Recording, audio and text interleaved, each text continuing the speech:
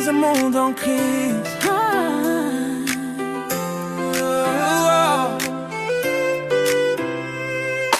Dans un monde en crise, où tant de vies sont brisées, où l'église est attaquée par de fausses doctrines. Des prophètes, des faux pasteurs détruisent des familles sans gêne. Ils sèment le mensonge, la division, la haine. Mais l'évangile de Christ demeure la lumière certaine. Oh. Christ a confié une mission à son peuple avec passion. Il a donné à un homme la vision. Hervé Mokem, L'apôtre, pour cette mission. pour cette mission, reconstruire des vies, rétablir la foi, former des rebâtisseurs, chantier de Néhémie. Reconstruire des vies, rétablir la foi, former des rebâtisseurs, chantier de Néhémie.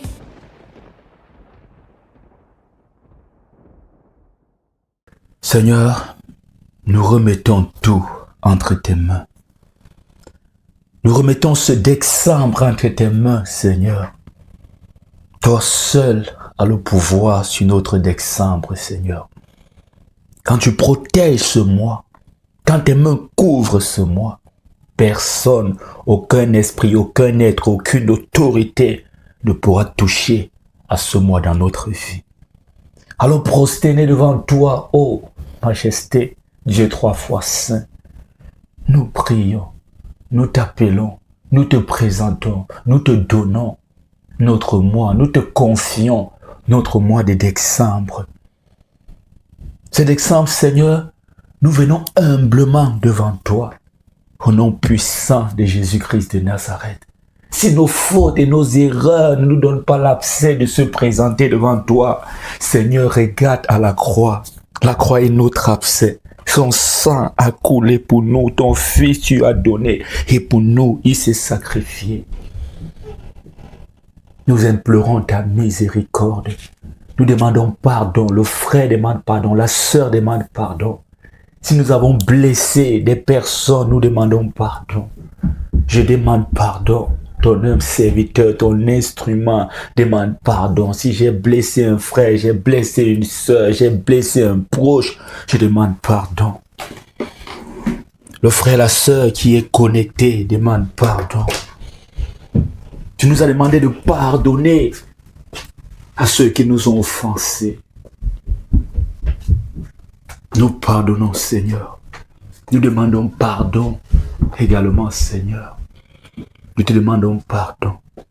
Pardon pour tous les dettes qui n'ont pas été jusqu'à présent remboursées. Mon frère demande pardon pour des rendez-vous reportés, des mensonges programmés, demande pardon. Le péché pratiqué, demande pardon. Cette année, il y a eu beaucoup d'erreurs. Cette année, il y a eu beaucoup de fautes. Cette année, même volontairement, tu t'es glissé dans le péché. Tu t'es laissé emporter par la chair. Un instant, des instants. Pour d'autres même, toute une période. Demande humblement pardon. N'essaye pas de te justifier. Appelle à la miséricorde. Seigneur, aie pitié de moi. Seigneur, pardonne-moi. Le Dieu qui est juste et bon, qui est amour, qui est miséricordieux, te pardonnera. Merci Seigneur pour le pardon. Prosternés humblement devant toi, nous demandons pardon comme David a demandé pardon. Nous reconnaissons nos fautes. David a reconnu qu'il allait vers la femme de son soldat, la femme de son prochain. Il reconnaît qu'il a mal agi. Il reconnaît que ce qu'il a fait n'est pas bien. David était prêt à payer le prix de son erreur. Seigneur, nous te demandons pardon. Seigneur, regarde le prix payé à la croix pour nous. Et pardonne-nous, Seigneur, mon Dieu, mon roi. Pardonne-nous de là où tu es pris. Je prie pour que le cœur de David, le cœur qui a touché David en cet instant, cet esprit-là, soit également ton partage. Prie pendant que je cherche une portion des Écritures. qui va nous orienter et asseoir cette stratégie spirituelle. Demande pardon avec un cœur sincère. David a dit, lorsque Nathan le prophète est venu à lui, après que David est allé vers Bathsheba dans le psaume 51, ô Dieu, aie pitié de moi dans ta bonté, selon ta grande miséricorde, efface mes transgressions, lave-moi complètement de mon iniquité et purifie-moi de mon péché. Car je reconnais mes transgressions et mon péché est constamment devant moi. J'ai péché contre toi seul et j'ai fait ce qui est mal à tes yeux. Tu as péché contre l'Éternel, mon frère. Nous avons péché contre le Seigneur.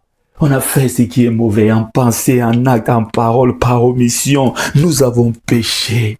Le diable a eu une raison pour nous toucher, pour nous accuser. Certains ont joué à l'hypocrisie, à l'hypocrite, à l'église. Saigne parmi les frères, mondains avec ceux du monde. Jouant à un double jeu. Demande pardon.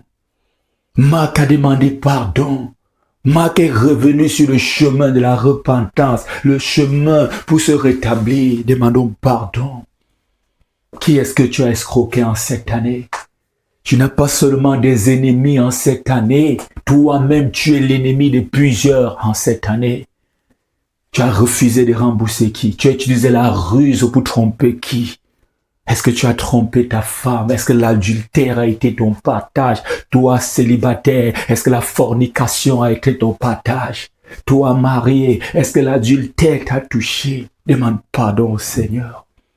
Tu te plains de ton foyer, mais tu as fait entrer plein de démons dans la protection, dans la zone tampon. Je ne sais pas, tu as traversé cette zone tampon pour faire entrer les démons dans ta propre maison.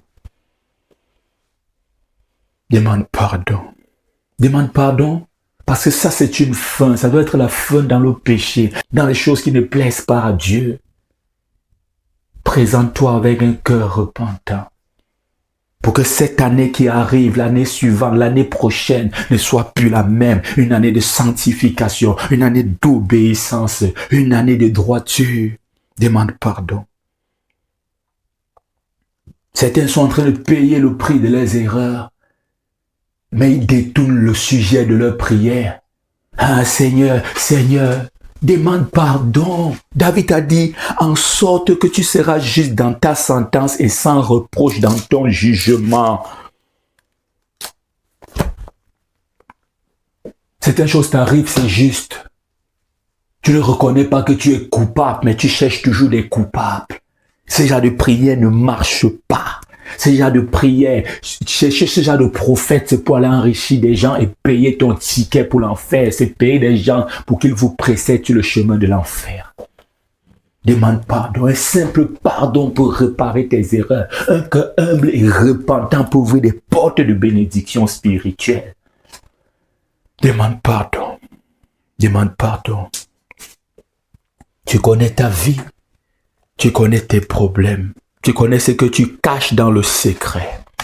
Le Seigneur connaît tout. Il connaît ce que ta femme ne connaît pas. Il connaît ce que ton mari ne connaît pas. Il connaît ce que le pasteur, les autres, même le service de renseignement de ton pays ne connaît pas. Il connaît que tu as piqué dans la caisse. Il connaît que tu as pris une raison, je ne sais pas. Tu t'es appuyé sur une faute d'éjection pour y aller détourner l'argent de l'entreprise. C'est couvert aujourd'hui par une faute d'éjection. On sait que tu as fait une erreur d'éjection, une faute d'éjection. Alors qu'en réalité, tu as détourné les fonds. Il connaît que tu as volé l'argent du peuple. Il connaît que tu as triché. Il connaît que tu as péché. Il connaît la vérité. Il connaît que ta vie est sale malgré l'apparence que tu présentes à l'assemblée. Demande pardon. Et si le Seigneur garde ses secrets, c'est pas pour t'encourager dans ton péché, mais c'est parce qu'il t'aime. Il ne veut pas te salir, il ne veut pas t'exposer. Mais sache que c'est pour un temps. Sache que ça a une durée limitée. Tu pourras avoir en partage le sort de Sodome et Gomorrhe. De ces 40 qui ont péri, de cette génération qui a péri sur 40 ans. Le Seigneur hait le péché. Alors je prie pour la purification. Je prie pour que toute souillure soit lavée. Aujourd'hui, tout ce que tu touches se transforme en boue parce que toi-même, tu dois être lavé. Je prie pour la purification.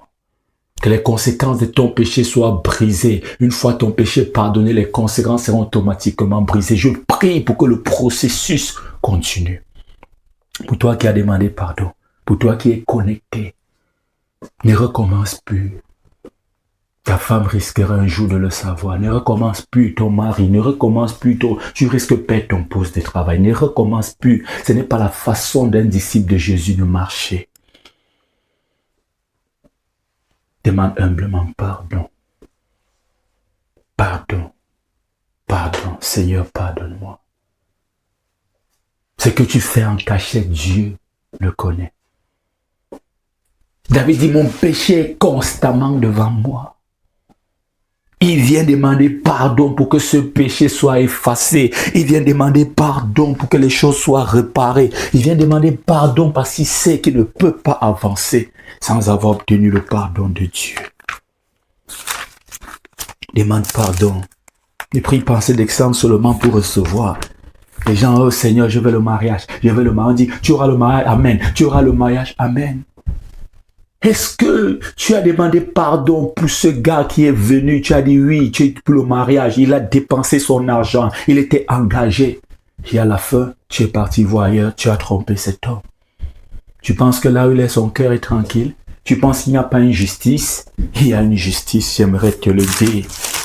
Alors dégage-toi de ces chaînes en demandant pardon. Prie stratégiquement en demandant pardon. Sois un David qui reconnaît ses erreurs. Sois un David qui ne justifie pas. Sois un David qui reconnaît ses erreurs.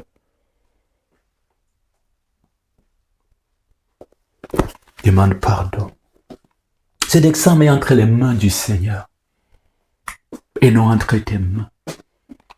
En demandant pardon, tu montres par là que tu es faible, tu as fait des erreurs. Tu embrasses l'humilité parce que tu ne contrôles rien.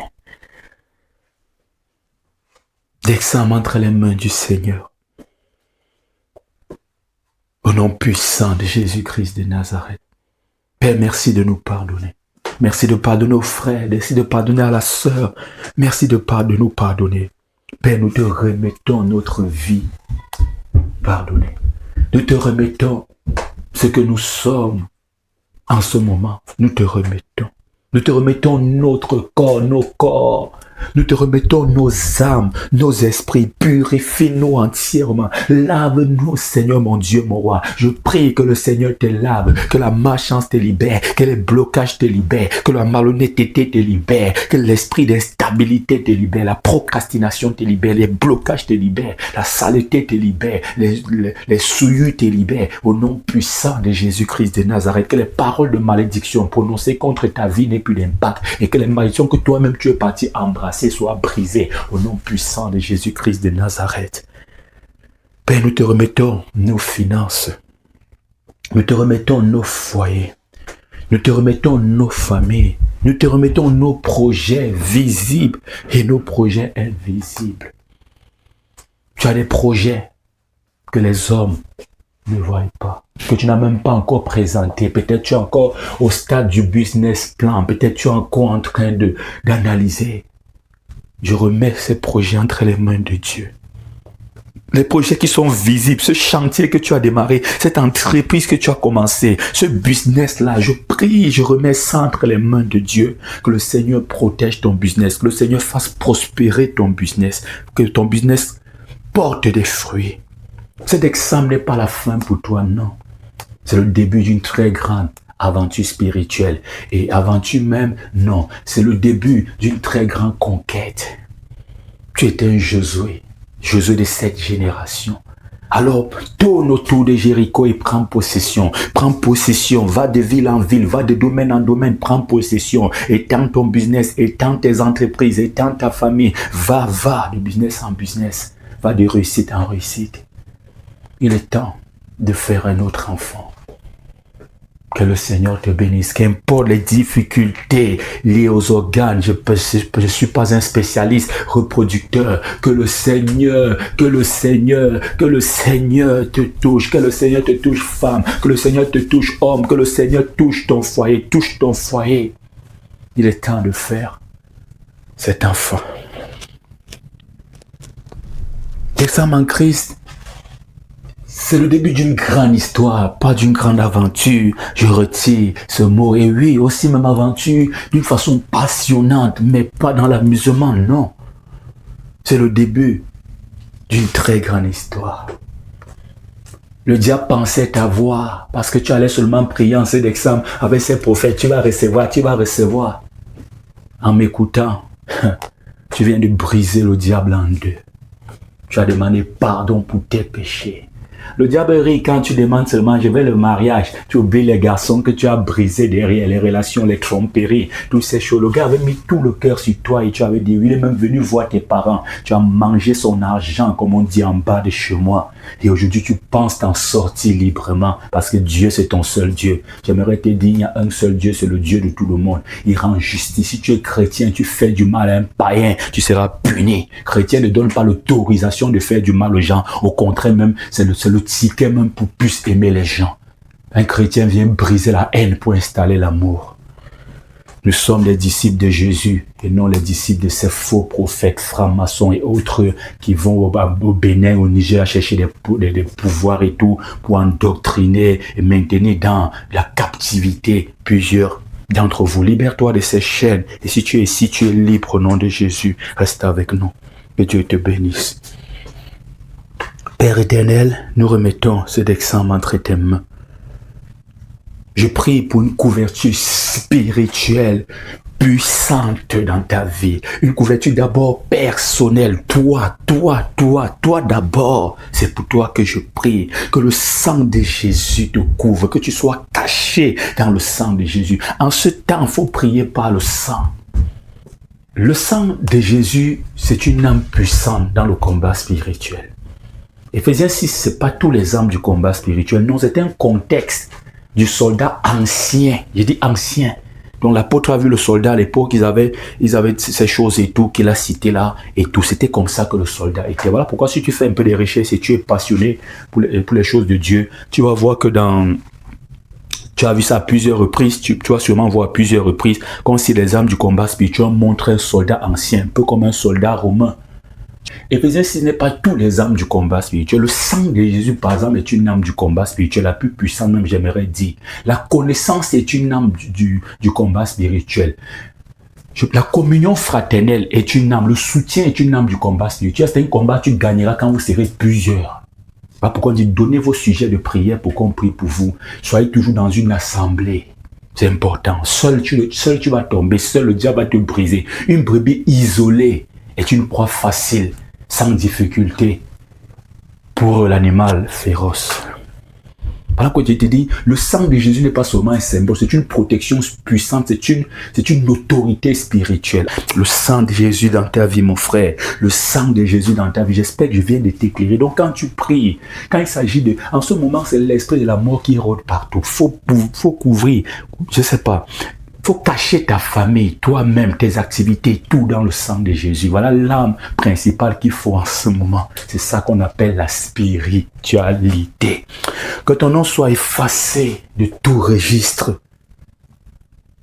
de mort par le sang de Jésus. Je prie pour toi, pour une couverture personnelle. Je prie que ton corps, de la tête jusqu'à la plante des pieds jusqu'à la tête, soit protégé par le sang de Jésus. Que ton corps soit protégé. Que ton sang ne soit pas touché par la maladie. Par aucune maladie. Parce qu'ils ont toutes les méthodes, toutes les tactiques. Que ton cœur soit gardé loin de la peur. N'aie pas peur. Déclare avec autorité, prie avec foi. N'aie pas peur. Jésus-Christ est ton protecteur. Je prie pour que ton esprit soit fortifié. Certains sont en train de trembler parce qu'il y a des bilans à rendre. Il y a le bilan à rendre. Je prie pour que tu sois fortifié. Le Seigneur t'aidera. Tu t'en sortiras. S'il y a des erreurs, il te pardonnera et tu ne perdras pas ton boulot. Tu ne perdras pas la face devant les investisseurs, devant les partenaires d'affaires. Je prie pour que tes nuits soient paisibles. Je prie pour que tes rêves soient purifiés parce qu'en ce moment, il y aura beaucoup de mauvais rêves dans les familles partout. Les gens vont dire, j'ai rêvé ceci, j'ai rêvé cela, j'ai eu tel songe et tout. Je prie pour une couverture spirituelle puissante pour toute ta famille, tes enfants protégés, couverts, ta femme protégée, couverte, ton mari protégé, couvert, tes parents, tes frères, ta famille entière protégée, couverte. Je prie contre les dangers et les accidents. Et véritablement, en ce temps, ils aiment bien prendre part les accidents. Le danger est pressant. C'est une période spirituellement dangereuse, comme je le disais dans un des enseignements précédents. Que toute attaque programmée contre ta vie, contre la vie de ta famille, contre ton business, contre ton progrès, contre tes ambitions, échoue au nom puissant de Jésus-Christ de Nazareth. Que tout esprit d'accident soit chassé loin de toi, loin de ta famille. Que tout esprit de mort prématurée soit neutralisé au nom puissant de Jésus-Christ de Nazareth. Ce décembre est entre les mains du Seigneur. Je prie pour que ta vie soit protégée. Que tout esprit de mort prématurée encore soit neutralisé au nom puissant de Jésus. Le sang de Jésus sur ta maison. Le sang de Jésus sur tes enfants. Le sang de Jésus sur ton front et sur ta main droite. Sur ta main gauche, sur ton corps. Partout. Le sang de Jésus dans ton bureau. Le sang de Jésus dans ta voiture, le sang de Jésus dans tes déplacements, le sang de Jésus dans tes dossiers, le sang de Jésus dans ton foyer. Que tes sorties soient sécurisées. Aucun accident, aucun incident ne sera ton partage. Loin de toi le danger. Loin de toi tous ces pièges qu'ils ont tendus, eux-mêmes vont se retrouver piégés. Je prie pour que les routes que tu empruntes soient sanctifiées, que le sang de l'agneau coule sur tous les chemins, les routes que tu vas emprunter. Que les moyens de transport que tu utilises soient protégés. Transport personnel, transport public, commun, tout ça soit protégé. Je veux prier encore pour ta famille. Laisse-moi, mon frère, prier pour ton foyer. Que ta maison soit couverte une fois encore de plus. Je prie le sang de Jésus sur ta maison. Je prie par l'autorité, l'appel de Dieu sur ma vie. J'appelle le sang de Jésus sur ta maison. Je verse le sang de l'agneau sur ta maison, sur chaque périmètre, sur le chantier que tu as commencé, sur ton entreprise. Je verse le sang de l'agneau parce que ton entreprise, c'est ton business. Ça tient financièrement ta famille. Que ton foyer soit un lieu de paix. Un lieu de paix au nom de Jésus. Que ta famille soit protégée. Oh, que tu vois tes enfants grandir. Je prie, tes enfants ne seront pas orphelins. Ce projet est annulé, ce mandat est annulé au nom puissant de Jésus-Christ de Nazareth. Tu ne seras pas veuf, tu ne seras pas veuve. Ton mari ne mourra pas, ta femme ne mourra pas. Que ta femme soit protégée, ton mari protégé. Vos sangs, leur vie, la vie de tes enfants, la vie de ta femme ou de ton mari, eux qui sont en train de planifier les satanistes, des choses sur vos vies, des choses contre vos vies. Leur vie ne servent à aucun sacrifice. Ils vont chercher ta famille et ils vont trouver aucun d'entre eux. Cet oncle qui vous cherche ne vous trouvera pas. Il donnera ses propres enfants. Et je prie même pour la protection de ses propres enfants. Il ne donnera personne, peut-être lui-même. Je prie pour que tout conflit familial soit éteint maintenant. Au nom puissant de Jésus-Christ de Nazareth, j'appelle à la réconciliation familiale. Je prie pour ton travail et tes finances. Et c'est important. C'est important. J'ai vraiment tenu à prier pour ça. C'est important. Les finances, c'est important. Et dans la même logique, je vais prier aussi pour les dossiers. C'est important. Pour toi qui sors,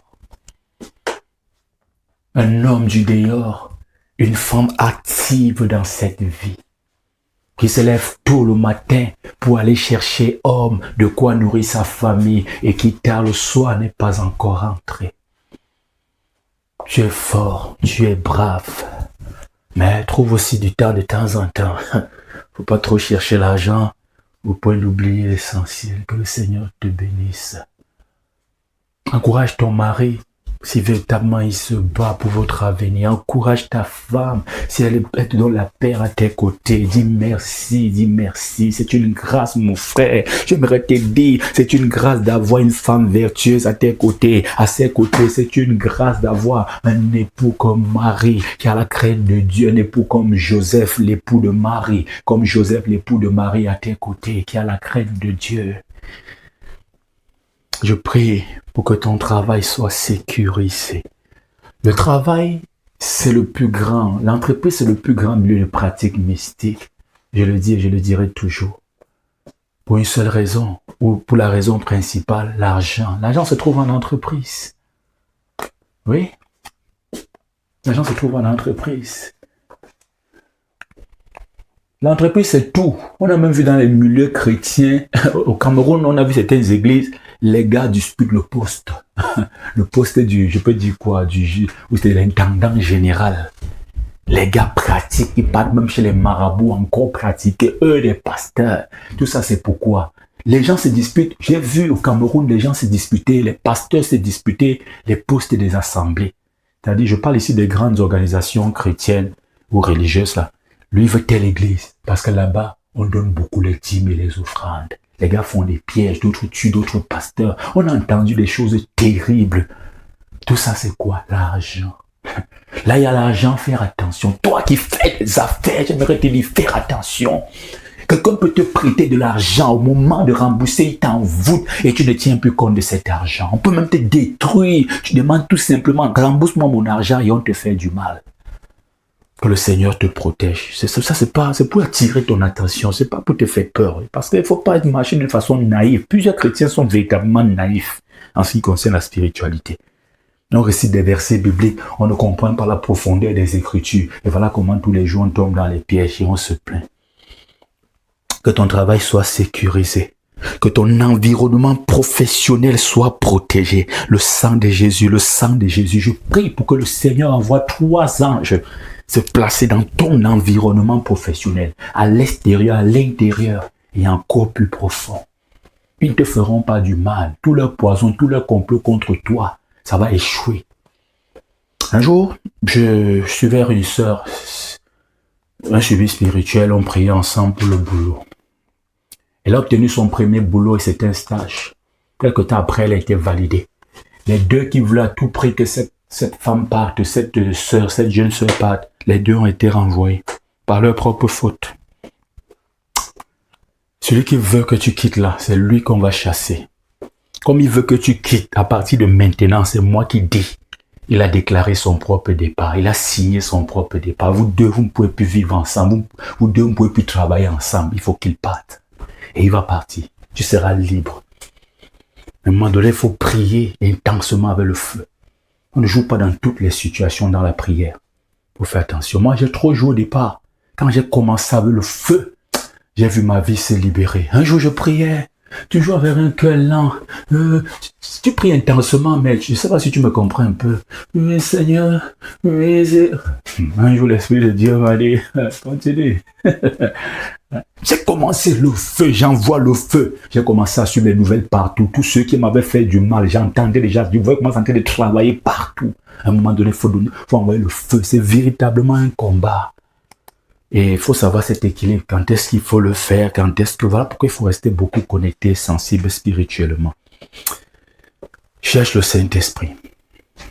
Vraiment. il faut vraiment...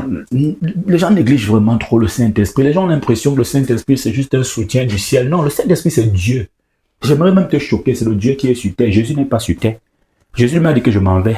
Je ne te laisse pas seul. Je ne vous laisse pas seul. Tu vois, hein? C'est béaba. Tu as seulement écouté comme d'habitude, mais tu n'as pas compris la profondeur. Et le diable aime bien ça. Quand vous n'êtes pas... La spiritualité, c'est les détails. Beaucoup de chrétiens font les choses dans le fond, dans la forme plutôt, et non dans le fond, dans le vu, et non dans la sensibilité. La spiritualité, c'est la sensibilité au détail. Par exemple, je peux te dire une chose qui peut t'aider un peu quand il n'y a pas de sensibilité. Nous prions Dieu le Père, nous prions Dieu le Fils, nous prions Dieu le Saint-Esprit. Mais je vais te dire une chose en spiritualité pour te dire c'est le détail. Ça ne dérange pas, mais il faut être profond pour connaître ça. J'ai enseigné ça en spiritualité chrétienne, la première promotion. Le prophète, en réalité, doit être plus attaché à la personne du Père.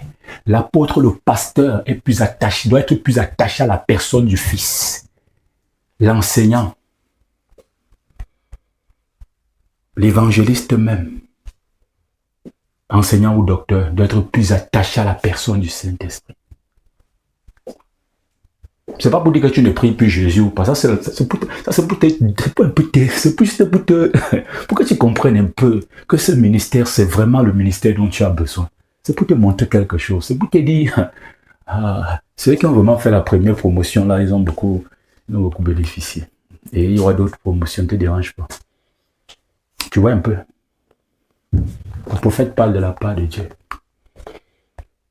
Les apôtres, même en réalité, sont appelés par le Fils. Jésus a prié, Dieu l'a choisi, c'est les apôtres.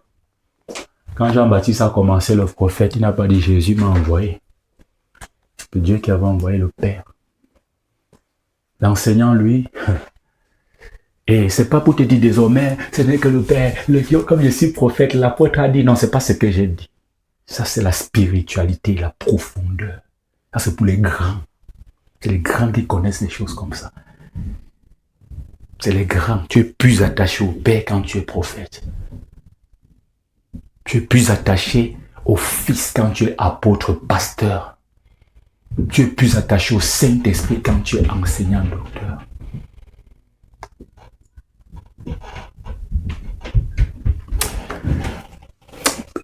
Dès que ça m'entre les mains de Dieu, entre les mains de Dieu, alors que le Seigneur garde ton conjoint, que le Seigneur protège ta famille. Je prie pour que tu sois en sécurité. Je prie pour que tout complot, travail soit détruit, que tes finances soient couvertes. Je prie pour que ton argent ne serve pas à la douleur. Non. Non. Ça va servir à la joie en cette fin d'année. Ton argent, c'est pour les repas en famille. Ton argent, c'est pour les transferts. Ton argent, c'est pour donner l'offrande. Ton argent, c'est pour donner un cadeau à tes parents. Ton argent, c'est pour acheter les habits aux enfants, les jouets aux enfants. C'est ça ton argent pour cette fin d'année. Ce n'est pas pour les deuils. Ce n'est pas pour les enterrements. Ce n'est pas pour assister les gens à l'hôpital. Qu'est-ce que je suis en train de dire en réalité? Il faut bien comprendre, parce que les gens comprennent souvent mal. C'est pour, en réalité, je prie pour annuler les deuils, les maladies, les cas d'urgence dans ta vie. C'est ça que je suis en train de faire. Je ne dis pas que dès que tu as un 10 000, tu ne peux pas aller donner. Non, non, non. Moi, je le fais. Je le fais. Dans ta famille, tu dois être actif. Tu dois aider les gens. C'est très important. Un membre a un problème, donne ta contribution. Des fois, déplace-toi même pour aller rendre visite à la personne. Même si un membre de ta famille n'est pas chrétien, le fait seulement qu'il est membre de ta famille. Dieu n'a pas demandé ton avis. Ton père et ta mère n'ont pas demandé ton avis. Rien ne pouvait même que tu allais sortir de... Bref, on n'a pas demandé ton avis pour te mettre dans cette famille, pour te mettre dans ce pays et tout. Ça ouvre des portes, il faudra le savoir. Que ton argent ne serve pas à la douleur, mais à la joie, par le sang de Jésus. Toute douleur programmée dans ta vie est annulée. Que les pertes financières dans ta vie soient annulées au nom de Jésus.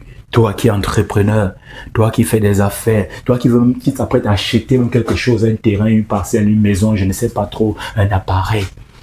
Que les pertes financières soient annulées. Que la provision divine ne te manque pas. En ce mois, au nom puissant de Jésus. Alors je prie pour tes dossiers. Fin d'année et dossier. Il faudra que certains dossiers se ferment en réalité. Certaines marches, il parlent déjà seul parce que voilà l'année qui est en train de se fermer. Certains dossiers ne se ferment pas. Les dettes, les procès et autres. Que tous tes dossiers entrent dans la main du Seigneur. Tous tes dossiers sont entre les mains du Seigneur. Que ça entre dans la main du Seigneur. Ça, c'est l'action. Et maintenant, tous tes dossiers sont entre les mains du Seigneur. Je prie au nom puissant de Jésus-Christ que tes dossiers juridiques soient favorables par le sang de Jésus. Toute langue qui s'est levée en justice contre toi est condamnée maintenant au nom puissant de Jésus-Christ de Nazareth. Chaque dossier portant ton nom est un feu que personne ne peut bloquer. Que la suite soit favorable partout pour toi. Que tu gagnes ce procès. Que le Saint-Esprit te donne à ton avocat les paroles qui sortiront de sa bouche à l'instant même. Je prie que tes dossiers financiers soient débloqués. Si c'est des dettes, que ça soit remboursé. Si les gens te doivent, qu'ils te donnent ton argent. Je prie pour tes dossiers professionnels. Je prie pour tes dossiers administratifs. Trouve grâce. Que ces dossiers trouvent grâce au nom puissant de Jésus. S'il y a des irrégularités, que ça soit traité, ça soit régularisé au nom puissant de Jésus. Je prie pour tes dossiers d'état civil, que ça soit régularisé.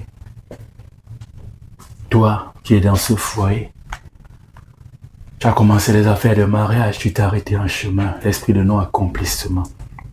Je prie pour l'acte de mariage dans ta vie. Je prie femme pour qu'il t'épouse légalement. Je prie homme pour que tu épouses cette femme, que vous mariez légalement. Je prie pour les dossiers d'état civil. Je prie pour tes dossiers d'immigration, que ça soit accepté.